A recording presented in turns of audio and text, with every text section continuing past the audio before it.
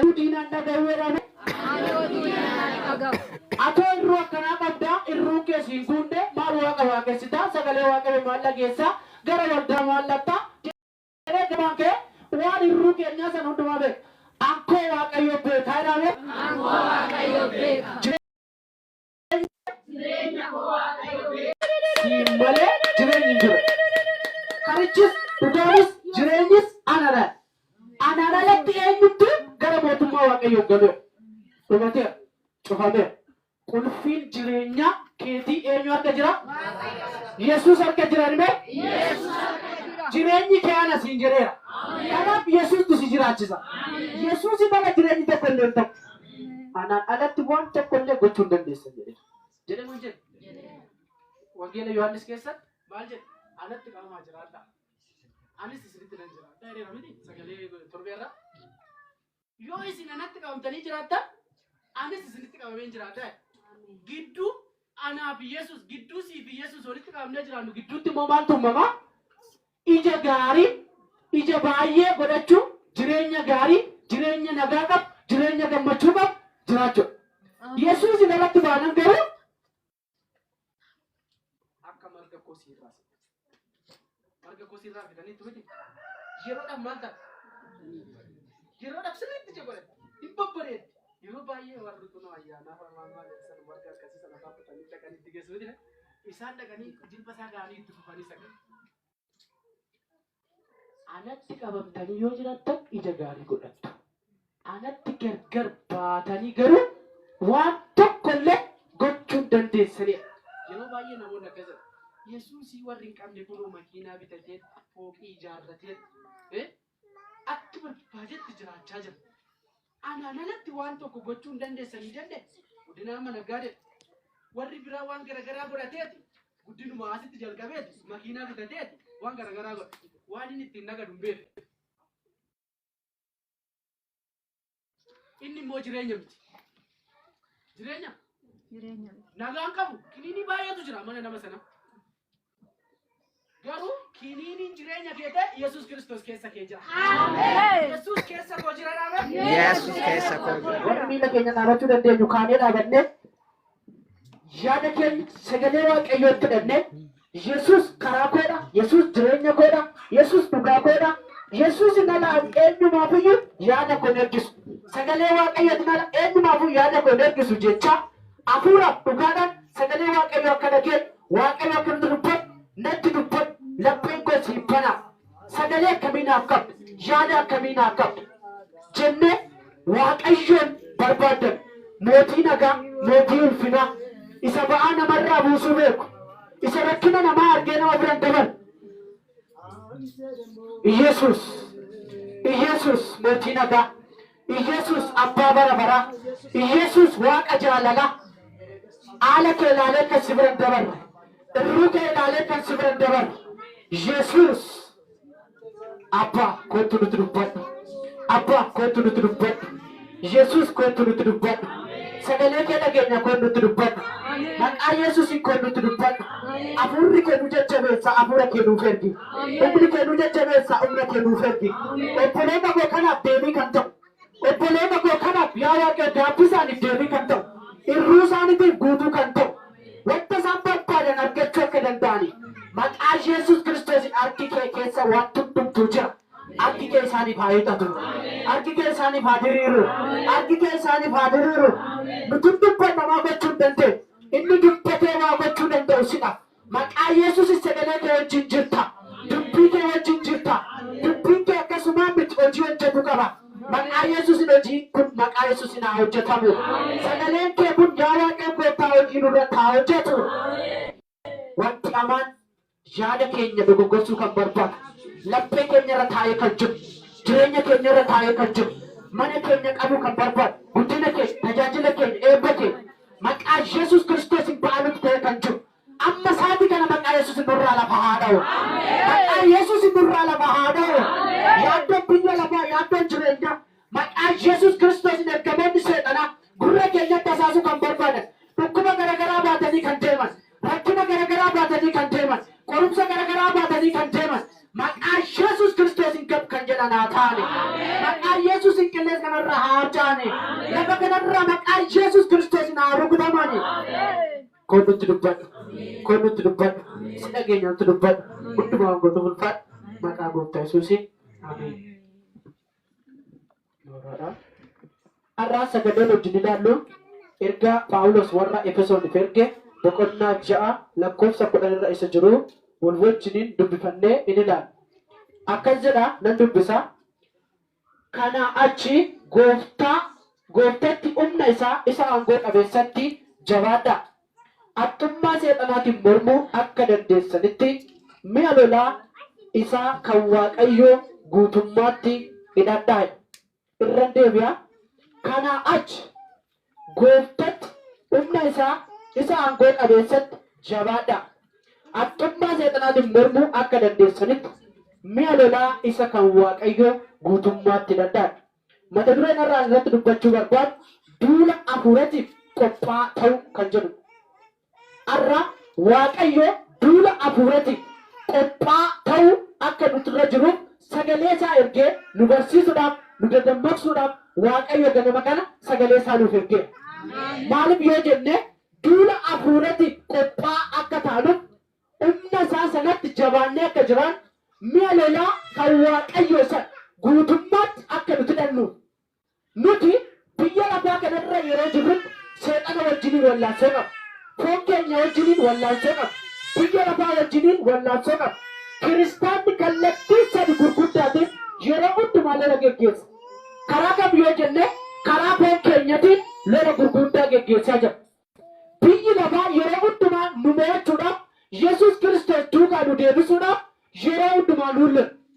Biyya lafaa kanarratti mootii kan ta'e biyya lafaa kana wajjin walii galee foon keenya wajjin walii galee inni yeroo hundumaa nurratti gootummaa fudhachuu barbaadu ija foonitiin kan hin mul'anne akka namaatiin akka foonitiin kan hin qaqqaban dhokataa ta'ee hafuurri hamaan yeroo hundumaa seexanni nu lola.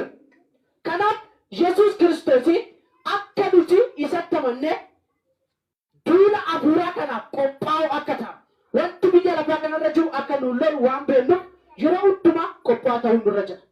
Isa si bukkee jiru duula hafuuraatiif qophaa'uudha jedhime. Maaliif yoo jenne seexanni Yesuus Kiristoos isa nuti itti amannee jirru kanaan iyyuu loleera. Loleera. Yesuus garuu humna qabeessa. Yesuus garuu aangoo qabeessa. Gooftaa waan hundumaati. Mootiin waan hundumaati. Addunyaa kana hundumarra yeroo har'aa kana guyyaa har'aa kana namoonni afaan garaagaraatiin inni beekumsa qabu inni dandeettii qabu hundumtuu akka isaaf galetti Waaqayyo isa gooftaa ta'ee jiru kana maqaa Waaqayyo kana waaqessaa oola. Maaliif yoo jenne biyya hundumaa irratti Yesuus Kiristoos gooftaadha. Yesuus gooftaadha. Yesuus mana kanarratti gooftaadha. Yesuus diina kanarratti gooftaadha. Yesuus addunyaa kanarratti gooftaadha. Yesuus isa siillee irratti gooftaadha. Yesuus isa si balleessu irratti Yesuus gooftaadha. Biyya kanarratti Yesuus gooftaadha. Beeka irratti Yesuus gooftaadha. Wallala irratti Yesuus gooftaadha. Mootii irratti Yesuus gooftaadha. Mootota irratti Yesuus gooftaadha. Gooftaa gooftota, mootii mootota, angaba nagaa isa ta'e kanatu yeroo hundumaa nuti isa waan qabaannuuf seexanni immoo isarraa gargar nu baasuuf yeroo hundumaa nu lola. Kanaafuu nuti dammaqoo ta'uun nurra jira. Yesuus yeroo lafa kanarra turetti guyyaa 40 fi halkan 40 erga coomee booddee seexanni isa qoruudhaaf gara lafa onaatti isa baaseedha. Erga beela'e guyyaa meeqa soome Yesuus? Guyyaa 40 halkan 40. Namni gaafa biddeena nyaachuu dadhabu guyyaa tokko guyyaa lama gaafa turu kan waan ta'e naqee lolu miti.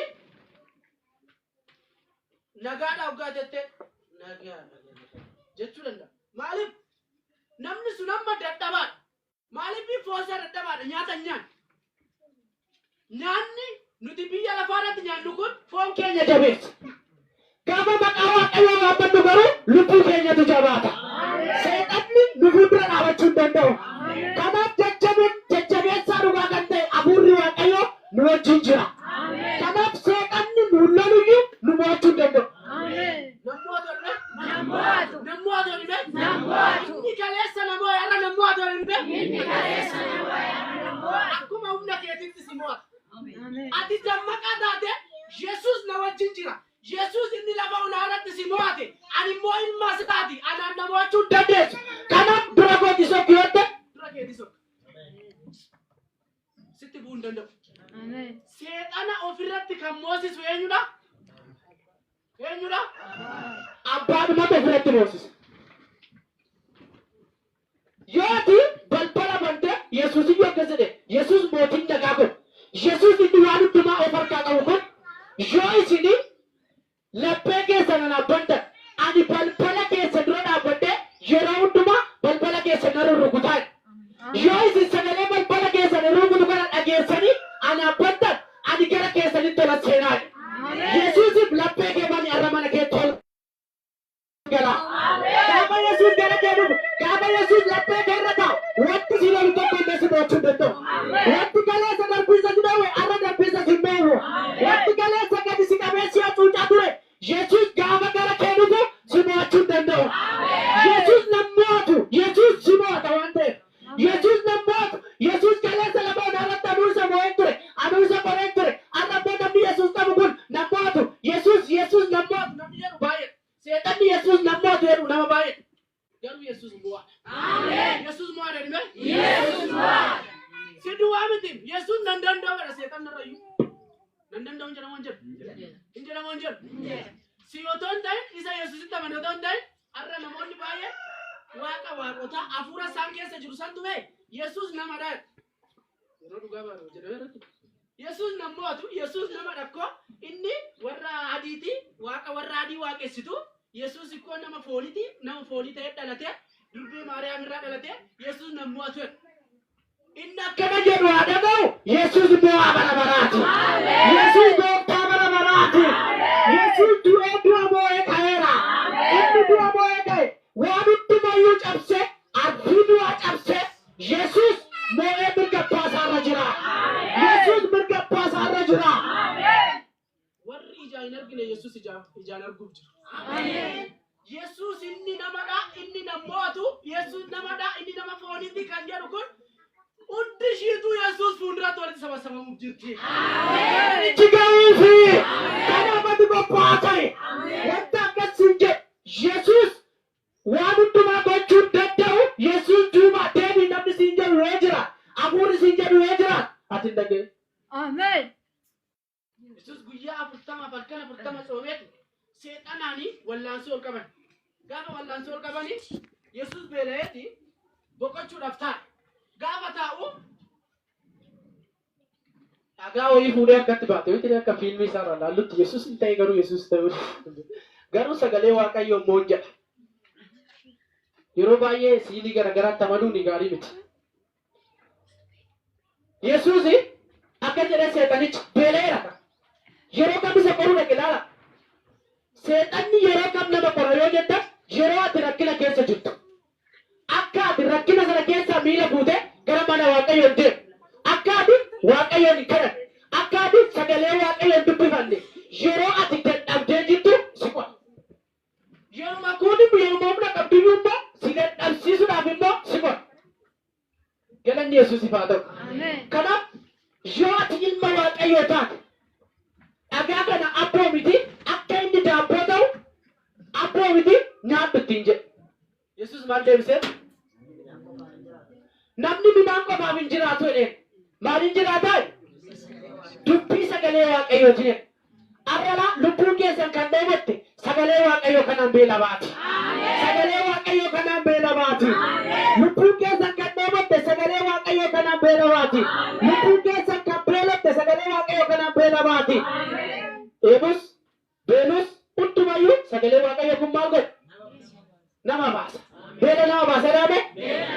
Eebuu nama baasa jedhame? An akkaman godha humna qabu namni hundumtuu negateera yaadiyoo keessan jira maal keessan jira maal keessan jira warra tak Yesus wajjin jira sodaata. Yesus nama zaraame rakkina Yesus keessa darbe laala. Biyya lafaa kanarraa amma deddeebi'utti rakkina Yesus Kiristoos keessa darbe gara ulfinaatti dhufe laala. Jalqaba salphina fudhateera qorumsa fudhateera. Kanaaf Yesuusitti utuu amanee jiru rakkinni maaliif gara koo dhufe hin jedhina. Jennaan dubbii ammas biraanem ammas gaafa lafa onaatti geessite lafa onaa kana maal godhe seexanichi jijjigse kattaa kana dhodhoosee dhagaa kana dhodhoosee akkan kana godhuufi aboonnaaf kennamee jira. Atis yoo natti sagadde aboo kana immoo ani dabarsee sii kennaadhe. Aboo biyya lafaan barbaadedhaame? Kan seexanaan barbaadedhaame? Aboo eenyu si wayyaa? Waaqayyo aboo sii kenne moo sii kenne? Aboo maali? Aboo mucummaadhaame? Nama lama taasaa jira maali jedha? Ani aboo mucummaa qabadhaame? Ani aboo mucummaa qaba. Mallataan torbaan qabar maal maalirra? Jawwicharra, qoqqolaarra, dhukkubarra akka sidan jettaniif ani maal sinii kenneeran? Aboo sinii kenneeran, aangoo sinii kenneeran. Kanaaf seexanni sirratti aangoo qabaata. Kanaaf irratti qophaa ta'uu nu barbaachisa. Nu kennamu moo nu kennamu? Yeroo baay'ee na qoreera seexanni dhukkuba akkanaan na rukuteera waan akkanaan na godheera waan akkanaan na godheera. Garuu akka nuti la mataa isaa qabnee irra ejjechuu dandeenyutti miila keenya jala malee mataa keenya torbaan qabarraa akka ejjetta. Afuurri qonqolaa eerni irratti akkana akka inni guddatee iddoo akkanaan geemu afuurri akka irratti hojjetamee jedhama. Eermiin kee dhageeras sagalee isa mirkaneessu karaa raajotaas karaa biraattis afuurri irratti akkana ta'eera waan akkana ta'eera miti. Waan tokko wanti sanaaf hin jiru. Maaliif jennaan in hojjetame malee isarratti in hojjetan. Achitti xonoqqolamee achitti dhabe malee eermi irratti maal hin taane? Inni dhabe. Narratti ni dhabe. Hidhamee jira yoo ta'e maqaa Yesuusin haa ciccitu. Maqaa Yesuusin haa ciccitu. Aboo kana sii kenneera. Aangoo kana sii kennee siifan kenna jennaan anaaf sagadi. Anaaf sagadi. Ani immoo aangoo kana sii kennaadhe. Kaayyoo isaa beeka Yesuus. Ani kaayyoo koo beeka dhabe. Qorumsi yoo baay'ate yoo dhabe. Uffatamuu yoo jiraate yoo dhabe. Boruu koo beeka dhabe. Boruu kee maaltu jira? Mul'anni kee fuula kee dura jiru mul'ata eenyumtuyyuu arguu hin dandeenye. Waaqayyo kan siif qopheesse. Gurri namaa kan hin dhageenye. Iji namaa kan hin argine Waaqayyo siif qopheessee jira. Waaqayyo balbala namaa siif qopheessee jira. Kanaaf obsuun barbaachisaadha. Kanaaf Waaqayyo kaayyoo isaa waan beekuuf arra salphachaa jira. Arra tuffatamaa jira. Arra itti gahisamaa jira. Seexanni maal gochaa jira? Yesuusin qoraadha. Lafa onaa geesse Yesuusin qoraa jira. Gaafa Yesuusin qoru kanaaf Waaqayyo malee Waaqa kan biraatiif isa gadi kan jedhu caafameera. Amma eessatti galaa jiru? Gara caaffataa maqaa ta'eera. Seexanni immoo hatteedha. Asitti lallaba sagalee Waaqayyo kana dagatina. Attummaa seexanaatiin mormuu akka dandeessanitti mi'a lolaa isa kan Waaqayyo guutummaatti danda'an. Attummaa seexanaa sana akka bartanii fi kana keessa deddeebi'ee dubbachaa. Hatteedha seexan. Yesuus Kiristoos dhagaa kana nyaadhu jennaan lakki namni dubbii sagalee Waaqayyootiin malee deema. Dubbii sagalee Waaqayyootiin jedhe. Dubbii sagalee Waaqayyoo kun iddoo kanatti barreeffama kan jedhu seexan nama dubbata. Kanaaf iddoo kanatti immoo dhufeera. Amma satteera inni himne qoree inni himne. Kanaaf akkasin duula afuratti qophaa'uu taatan. Kaleessa si qoreera. Arra na biraa kan jedhin yeroo hundumaa si barbaada. Kanaaf ati maal ta'uu qabda? Qophaa ta'u. Yeroo hundumaa qophaa ta'u. Kanaaf Yesuusin qoree ka'ee gaafa marsaa lammaffaatti ce'ummaa anaaf sagadi gaafa ittiin jedhu Waaqayyoof malee Waaqa kan biraatiif hin sagadin kan jedhu caafameera. Maxxeedha ka seexanichi. Caaffaticha beeka. Iddoo toltundumaa beeka. Itti jiraachuu dandeenye. Hojii kanaa fi hojii isaatiitu waliin fakkaata. Beekumsa beeka. Maalirratti garaagarummaa isaanii? Itti jiraachuu. Kanaaf amma immoo maal jedha? Mana sagadaa gubbaa fiixee gubbaatti ol baasee Yesuus achi argaa jiru. Macaafa faarfannaa 91 waan akkasii natti fakkaata. Naannoo 12 ta'e akka wanti hamaan sitti hin buuneef Waaqayyo ergamoota isaa ergee akka atila wanta hamaa irratti hin buune. Namummaa kee kana wanti hamaan akka hin turneef ergamoota isaa ergee maal godha? Barruu akka isaan isa irratti sisimatu. Kan jedhu immoo caaffameera. Kanaafuu mana kanarra gad of darbadhu. Eenyu jechaan jira? Eenyutu macaafa faarfannaa kana keessa galee dubbisaa jira? Caaffameera reekaa Yesuus. Akkas kan Yesuus immoo caaffameera. Si eegu kana wanta hamaa sitti hin bu'u akka barbaadde ta'uu dandeessaa. Kan jedhus immoo caaffameera jedheen attichi. Maal jedheen kun? Waaqa kee garmalee qorini. Garmalee qorini. Maaliif yoo jenne kanarratti Yesuus Kiristoos maaliif akkas jedhee? Ammaani wanta gochuu danda'u tokko. Wanta irraa of eeguu danda'u tokko. Waaqayyo na eega jedhee yoo na itti lixe Waaqayyo na eeguu danda'a? Ishee abiddi tokko bobeera akka Daani'el faa keessa olcheeraa jira. Sagalee Waaqayyoo keessa jira. Utuu namni tokko waa'ee amantaa kanaatiin na dirqisiisanii abidda kanatti darbatamuu qabda. Yookaan nuuf sagadu utuu naan hin jedhin namni tokko otoo natti dubbatin Daani'el boolla leencaa bu'ee ooleera. Kanaaf anis boolla leencaa kana bu'ee nan oolee utuu waan tokko sababa tokko malee abidda sanatti otoo darbatame Waaqayyo na oolcha. Waaqayyoon qoraa jiraan. Garuu Waaqayyo na oolchuu danda'a? Dhiisuu danda'a. Maaliif yoo jedhu wanti sababa sitti ta'ee si dirqisiise tokko hin jiru. Humna keetii ol ta'ee wanta ati hin dandeenye. Seexanni utuu si balleessuudhaaf gara kee dhufeeyyuu akki Waaqayyo tole jedhee itti dabarsee si laata. Maaliif? Kanaafidhaaf sagalee Waaqayyoos kan inni dubbachuu barbaada. Attummaa seexanaatiin mormuu akka dandeessanitti mi'a lolaa kan Waaqayyo guutummaatti hidhadhaadha. Hidhachuu nu gaafata. Hidhadhaadha. Kanaaf nuti immoo humna seexanaa kanaan lollee mo'achuudhaaf. Attummaa seexanaa kana lollee mo'achuudhaaf. Ontuu na barbaachisu jennee mi'a lolaa kan Waaqayyo sana hidhannu yoo ta'e seexanaan lollee mo'achuu dandeenya? Dandeenya? Dandeenya? Seenaa tokko kaasee itti fufu Iyoob seenaa Iyoob ilaaluu dandeenya. Iyoob qorame moo qorame? Seexanni qorame moo qorame? Iyoob garuu nama akkamiiti? Nama qajeelaa, nama mudaa tokkollee irratti argama. Waaqayyotu ragaa ba'aaf. Ilmaan Waaqayyo warri jedhaman Waaqa irratti walgahii utuu ta'aa jiranu, utuu Waaqayyo waaqessaa jiranu, seexanni asiif achi oliif gad biyya lafaa kanarra hundumaa deeme warra hundumaa qore warra rukutuun irra jiru rukutee bira dhabu. Garuu humni Waaqayyo sodaan Waaqayyo Iyoob keessa waan jiruuf Iyoob hin dadhabu. Gaafa Iyoob hin dadhabu hin bahe innis walgahii sana Waaqa waaqessuu hin bahe. Yeroo kana ati immoo maal gochaa dhufteedhe Waaqayyo seexana gaafata. Gaafa seexanicha gaafatu maal jedhee seexanichi? Asiif achi biyya lafaa kanarra laal asiif achi. Inni si qorukkoo yeroo hundumaa asiif achi. Yeroo hundumaa ati as yoo jiraatte gara biraas yoo jiraatte biyya biraas yoo deemte yeroo hundumaa inni as argaa jiru. Inuma deema olii gadi deema. Arra baay'uun argaddaa laata. Arra abaluun argaddaa laata. Arra abaluu argaddaa laata. Mana isaaniitti dhabeera. Yeroo isaan waldaa deeman doo bajaajii keessatti yookaan iddoo akkanaatti yeroo hundumayyuu nuti hin argine malee nu qoraadhe.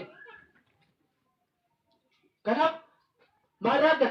Asiif achi olis gadis biyya lafaa kanarra naanna'ee dhufee beeka. Achoo Waaqayyo akkana geessa. Iyoob nama ko kan mudaa hin qabne nama qajeelaa ana Waaqayyoon kan sodaatu hin boodee. Yoo bikkoo malees akkanatti si sodaatee akkanattiin yeroo hundumaa si waaqessa.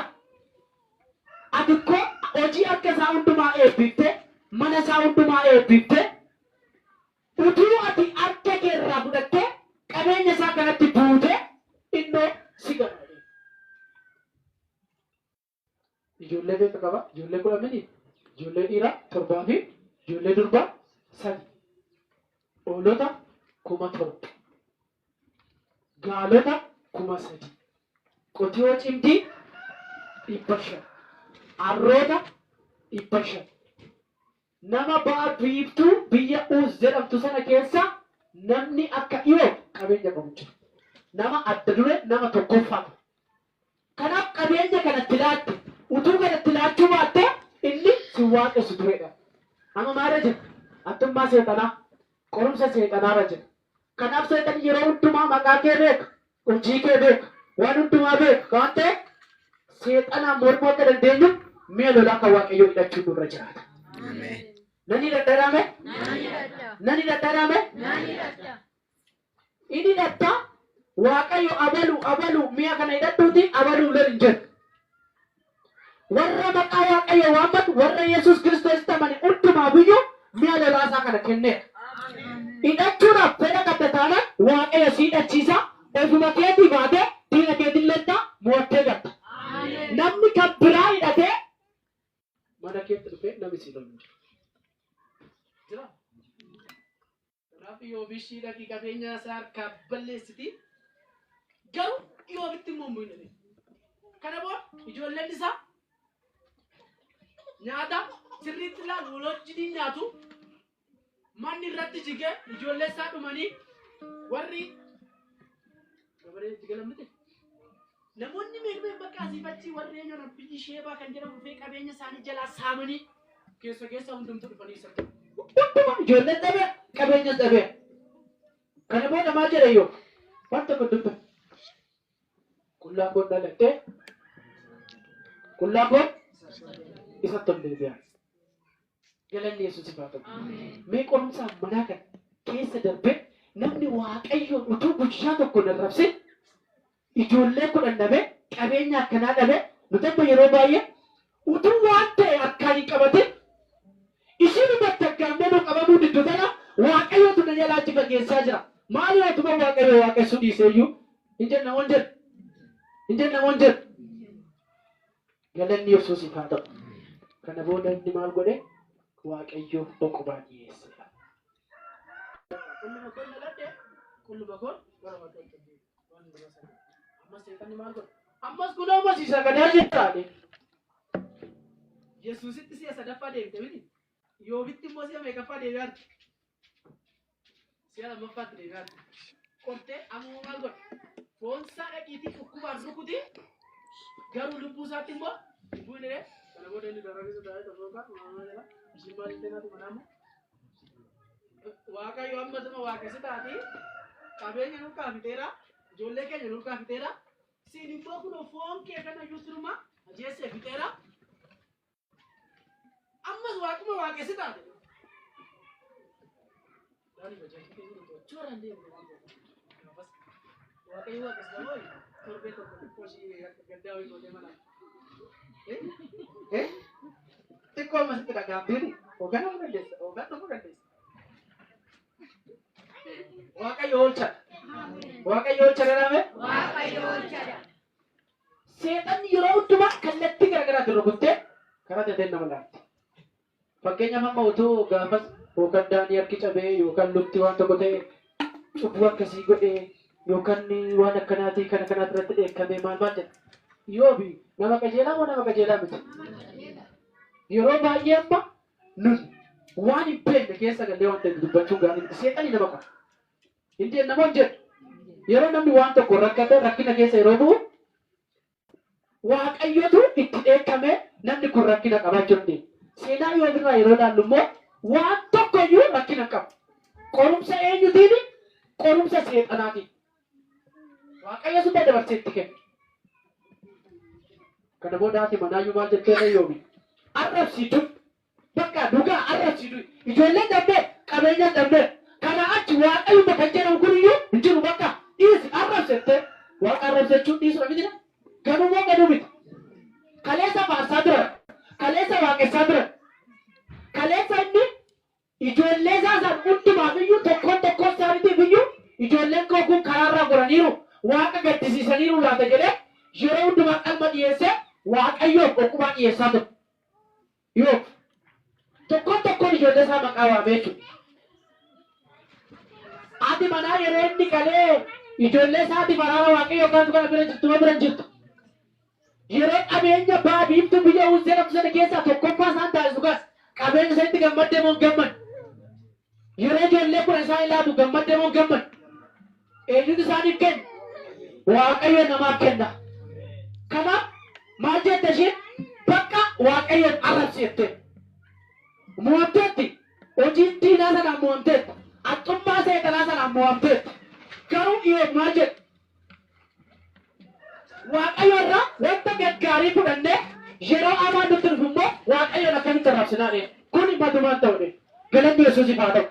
Kanaaf yeroo hundumaa seexanni kallattii otoo siif hin qabaatin yeroo otoo siif hin qabaatin kallattii garaagaraatiin qabeenyaatti qaba karaa itti si gaddisiisu yeroo hundumaa hin barbaada. Kanaaf ati immoo duula hafuuratiif qophaa'uu ta'e.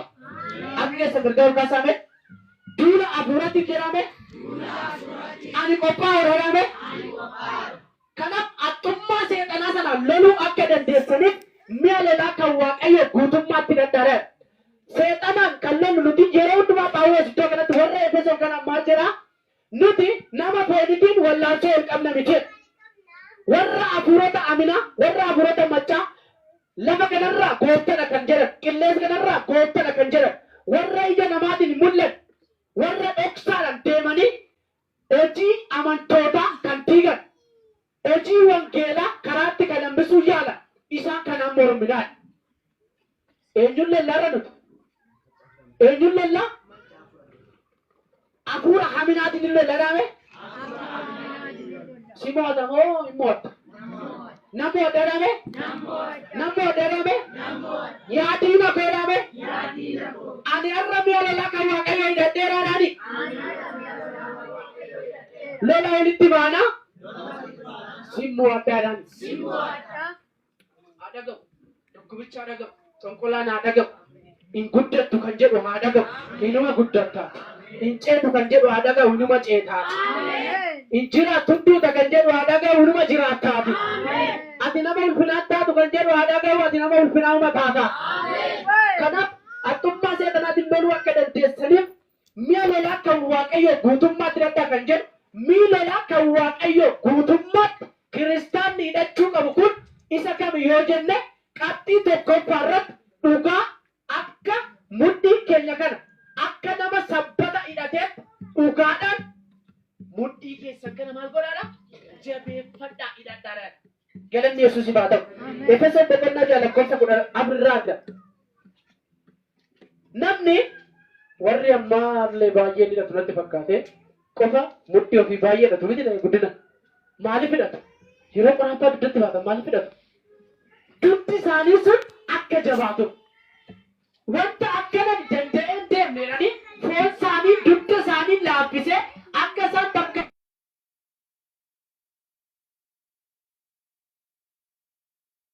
isaanii sana hidhatu.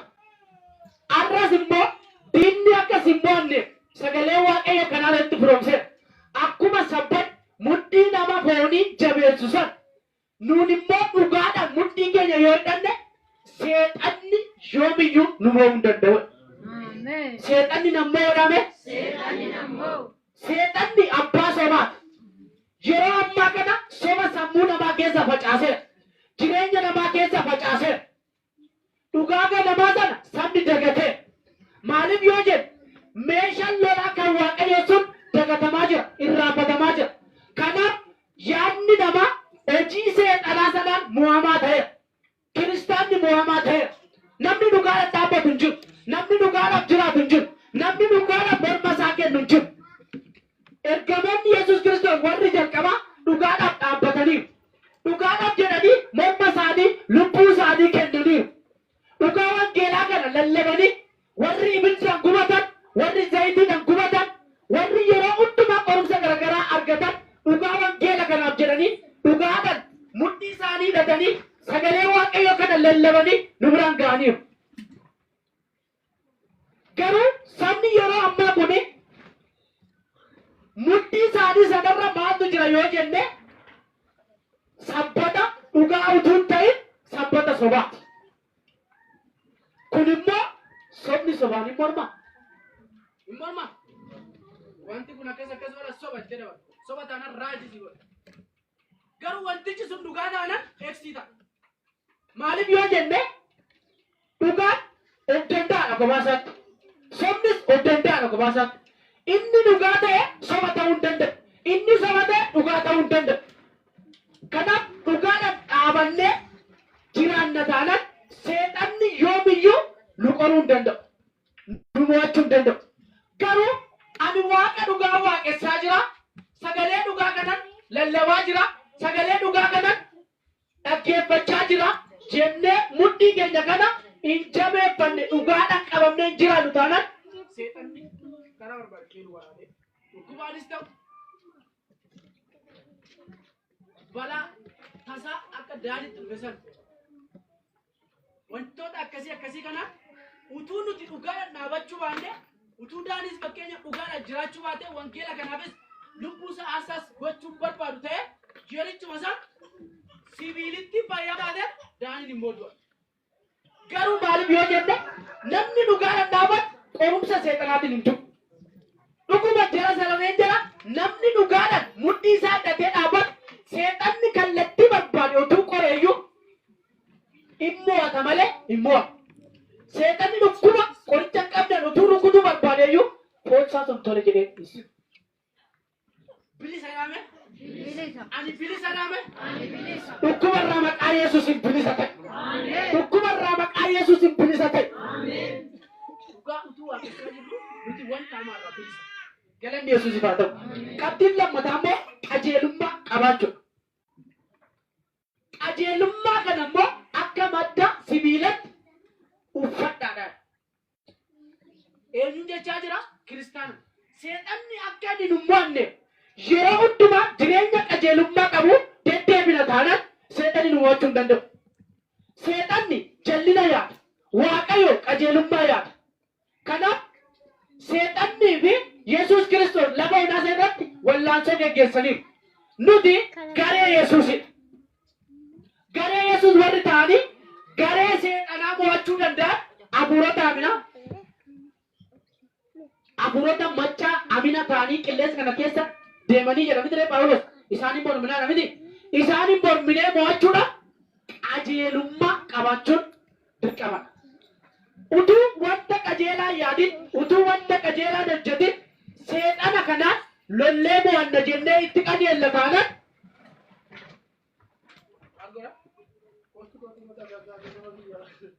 yaada naannoo nuti malee tokko aadaa achi baatee garee sana keessa dhatte malee ati koo garee kiyya yaada waldaa dhattee waaqeffachaa jirta malee kootti yaada lallabaa jirta malee atoo garee kiyya.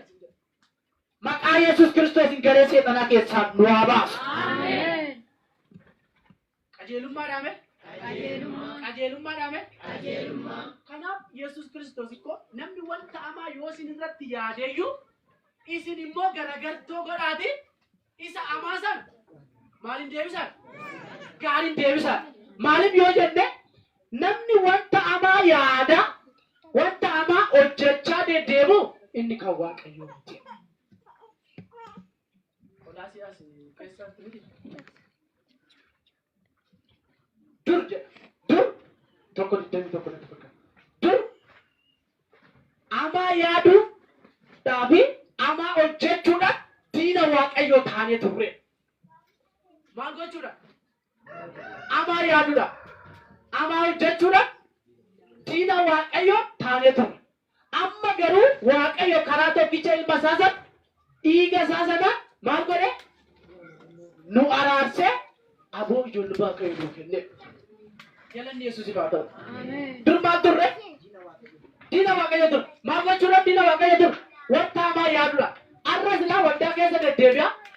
Wanta hamaa yaadaa jirra yoo ta'e, wanta hamaa hojjechaa jirra yoo ta'e, nuti seexanaan lollee mo'achuu hin dandeenyu. Miseensa inni jechuudha nuti. Miseensa seexanaati. Maaliif yaada mana Waaqayyoo keessa deddeebi'aa jirra malee wanta hamaa yaaduu keessa irraan kan ka'e, wanta hamaa hojjechuu keessa irraan kan ta'e Waaqayyo maalidha? Waaqa biratti maalidha? Asitti amma yeroo yookaan hoggaa faarfatu yookaan hoggaa lallabu nama Waaqayyo sana biratti waldaa keessatti biyya lafaa kana irratti nama Waaqayyo dhabee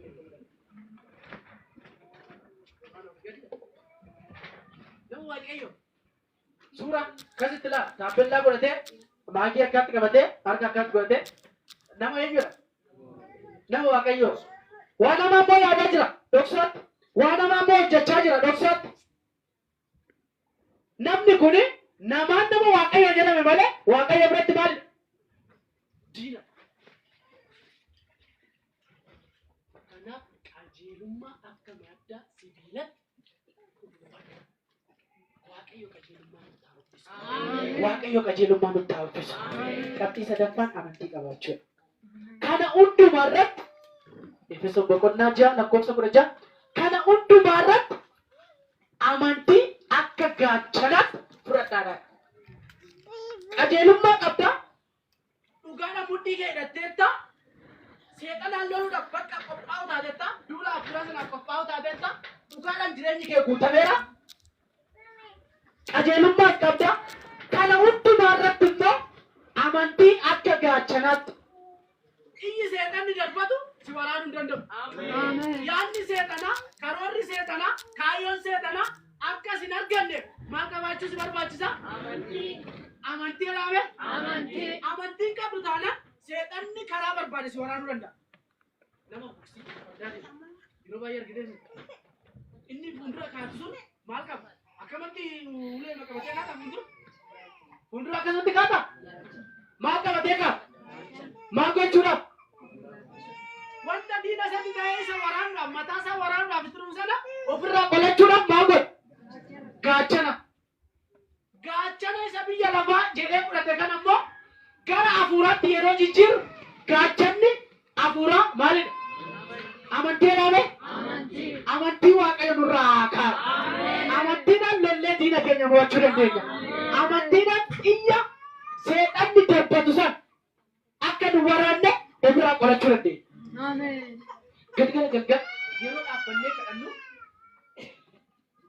akka nuti hin kadhanne akka dadhabu jilbi keenya akka dadhabu hin kadhannu inni achumarraan akka nuti rabnu yeroo hundumaa maal godheedhaan xiyya isaatiin darbadee nu waraane. Waraanni immoo nu waraannamne waan ta'eef kaanee kadhachuu hin dandeenyu sagalee Waaqayyoo kanallee dubbisuu hin dandeenyu. Sababii maaliitiif? Wanta gaachana isa ta'e amantiidhaan isa maali? Galanni Yesuusiif haa ta'u. Inni dhumaa sagalee Waaqayyoo qabaachuudha. Efesoon boqonnaa 6:17 fayyina akka gonfoo sibiilaatti sagalee Waaqayyoos akka billaatti hafuura qulqulluu biraa fudhadhaadha. Sagalee Waaqayyoo akka maalitti? Akka billaatti ittiin maal gochuudha? Hidhaa seexanni sii kaa'e muruudha, ittiin ciruudha, ittiin waraanuudha. Maal nu barbaachisa? Sagalee Waaqayyoo dhaame? Sagalee Waaqayyoo yeroo ammaa kana baay'ee dubbatamaa jiru. Miti sagalee Waaqayyoo waan tokko ishii waliin dubbataniiti kana booda walitti cufaniiti maal jedhu? Hin kadhannaa. Afuurri hamaan keessa kee jira yoo ta'e har'a fakkeenyaaf iyyee ba'uu danda'a. Yesuus maal jedha? Afuurri hamaan isuma Luqaas keessatti Luqaas 10:9 irratti barataa torbaan qaban ejjechuu akka dandeessaniif aangoo hundumaa isinii kenneera jedhee erga ka'e booda maal jedha? Afuurri hamaan isiniif abboomamuu isaatiin hin gammadina. Maqaan keessatti isatti gammadaa. Yeroo tokko immoo afuurri hamaan iyyee ba'uu isaatti hin gammadinaadha. Sababni isaa maaliif jennaan afuurichi kunee gara lafa onaa deeqee achitti waan nyaatu yeroo dhabu waan dhugu yeroo dhabu hin beelaa hin naannaa. Kanaaf ka'ee gara mana koosan gara mana kiyya keessa na baasa sana dhaqaa jedhee dhufaan. Yeroo kana immoo kophaan dhufe inni tokko ta'e meeqa filatee dhufaan. Maqaa Yesuus Kiristoosiin sirraa deebisitti hin deebiin. Maaliif jennaan gaachana keessa na qabadhu sitti hin deebi'u. Qajeelummaa qabaadhu sitti hin deebi'u. Dhugaama jiraadhu sitti hin deebi'u. Sagalee Waaqayyoo qabaadhu isaan ofirraa waraantaa mana kee hin galu. Kana kiristaanni dhugaa duraa biratti qophaa'aadhaan dhugaa qabaachuun dirqama. Dhugaan qabdu taanaan, qajeelummaan qabdu taanaan, amantiin qabdu taanaan, sagalee Waaqayyoo qabdu taanaan har'a yoolee yeruma akkasii gabbaatu sitti deebi'u. Kana booda keessa koo jira godhame. Galanni Yesuusiif haa ta'u. Kanaaf kaanee dhaabannaa Waaqayyoon kadha. Mi'a lolaa kan Waaqayyoo akka nutti dhufu obboleessi keenya ilmi ammallee dhufee fuuldura kana raawwatee Waaqayyo mi'a lolaa akka nutti dhufu Waaqayyoon nuuf gabaabsee kadhata. Galanni Yesuusiif haa ta'u. Galanni Yesuusiif haa ta'u. Hundumti keenya Waaqayyo irraa akkasumaan nuti kan inni dubbatu. Yeroo hundumaa akka namaa eeguun nu barbaachisu. Yeroo hundumaa namni sun dhufee naaf haa kadhatu nu barbaachisu. Mi'a lolaa kan Waaqayyo kan hidhanneenna yeroo hundumaa boonnee jiraanna. Yeroo hundumaa gadda tokko malee gammachuudhaan jiraanna. Kanaaf obsaan Waaqayyoon eebbinuuf hin kadhata. Qalbii cabaadhaaf laphee cabaadhaan Waaqayyoon kadhannamee ganama kana barii kanaan Waaqayyoon duula afuraatiif akka hidhannu akka dubbii isaa hidhannu ganama kana nutti dubbateera. Kanaaf iyyuu mee humna dubbii sagalee Waaqayyoo kana akka humnaa hidhannu nu godhatan humna afura qulqulluu kana mee Waaqayyoon eegochaati kadhannamee namni hundumtuu ofiisaatii haa kadhatu ganama kana mee sin barbaada jedhamee ganama kana duula afuraa cimaa kana darhamaa kana keessatti duula hammeenyaa baay'ee duulamaa jiru kana keessatti mo'adhee akka jiraachuu danda'utti injifadhee akka jiraachuu danda'utti mo'adhee akka jiraachuu danda'utti ofii kiyyaa qofa miti dhalootaaf illee akka ta'uu danda'utti humna kee na hidhachiisi jechaati Waaqayyoo kadhanname duula afuraa kana akka nu hidhachiisu Waaqayyoo ganama kana duula afuraa kana Waaqayyoon akka nu hidhachiisu seenaa tokko isinitti dubbachuu barbaada. Asuusaanii baay'ee beektu taanaan warri miidiyaan faata jedhaman biyya Ameerikaa keessatti namoota sadi ta'aniitiin yeroo dheeraadhaaf magaalaa kana nu kenni jedhanii Waaqayyoon kadhatu turan. Miidiyaan fayyachaadhaan baay'ee asuusaan isa dhaloota baay'ee fayyise. Isa waggaa tokko keessatti addunyaa hundumaa walga'e. Sababii fayyina amma an akka iyyuu cufaafaa, an akka yooniifaa, an akka siijetiifaa, an akka taabiraafaa kan ittiin ka'an sababii asuusaanii baay'eetiin waldaa kiristaanaa dhaqaniitiin warri biyya bulchan dhaqanii kan gaafatan. Tajaajiltoonni waggaa sana akka wiilaaffaa biyya kana nu kenni jedhanii humna keetiin biyya kana akka waan nuuf kenni jedhanii humna akkasii kadhachaa turan. Mee nutis ganama kana ta'e humna magaalaa kana dhaalu, humna biyya kana dhaalu, humna dachee kana dhaalu, humna hafuura qulqulluu duula hafuuraatiif kan nu cimsu Waaqayyoon mee ganama kana kadhadhaame. Laphee qabaadhaan hafuura gaddeebi'aadhaan Waaqayyoon kadhadhaame ganama kana. Akkana jedha macaafa seenaa Saamu'eel isa lammaffaa boqonnaa torbarratti mootichi Salomoon erga kadhatee booda'edha. Haalleluuyaa. Afurri qulqulluu mana sana keessa bu'ee raawwatee aarsaa qophaa'e sana ol fudhatee jira. Isarraa kan ka'e ulfinni Waaqayyoo mana sanarra bu'ee jira. Yesuus bara baraan gooftaadha. Isa mana sana keessa jirurraa kan ka'e luboonni yoo seenu dandeenye jedhe. Haalleluuyaa. Luboonni tajaajiltoonni humna mana sana keessa jirurraa kan ka'e argama Waaqayyoo mana sanarra jirurraa kan ka'e mana sanallee seenu dandeenye jedhe. Yesuus bara baraan gooftaadha. Ganama kana humna akkanaa kana kadhanname Waaqayyoon. Humnatti diina mo'uu dandeenyu, humnatti seexana mo'uu dandeenyu, humnatti biyya lafaa mo'uu dandeenyu kana kadhadhaame ganama kana haalleluuyaa. Hafuura akkasii, humna akkasii, ifa akkasii, Yesuus bara baraan gooftaadha. Maqaa Yesuus Kiristoosiin ganama kana humna akkasii sinirra haa dhufu. Maqaa Yesuus Kiristoosiin mana keerra haa dhufu. Yesuus bara baraan gooftaadha. Humna fuuldura si beeksisu. Humna biyya lafaa si dursisiisu.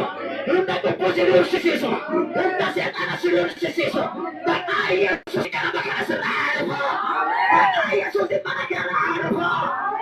Yesuus bara baraan gooftaadha. Lapheen keessaa iddoo hiikamaatti kadhadhaame Waaqayyoon mana bakana. Afura kana eebodhaame ganama kana itti barbaadame galgala kana. Si barbaadne jedhaanii bishaan qaala si eebodha jedhaanii Macaafni qulqulluun darbatu booronni akka bishaan eebotu jedhe Daawit. Ani immoo afura keenya eebodha jedhe Yesuus bara baraan gooftaadha. Booronni sababii bishaan eebotu. Sababii booronni bishaan eebotu oo bishaan keessaa baate bishaan keessaa gara alaatti yoo baate seenaa ishii bishaan keessaa yoo baate foonii ishiirraa kan ka'e diinonni ishii gara ishiitti fiiguu jedha Yesuus bara baraan gooftaadha. Nutis diina keenya mo'achuu akka dandeenyutti nutis biyya lafaa mo'achuu akka dandeenyutti Yesus yang berwakil berhadapan. Maka Yesus yang berwakil berhadapan. Haleluya. Aku ini kelas. Aku ini apa Yesus. Aku ini cerita tidak baru. Aku ini biasa tidak baru. Amin. Yesus berhadapan. Haleluya. Maka Yesus yang mana kita harus. Maka Yesus yang cerita kita baru. Cerita kita selalu baca. Cerita kita selalu baca. Cerita kita selalu baca. Aku itu karena siapa tu? Aku itu siapa tu? Aku itu siapa tu? Haleluya. Aku akan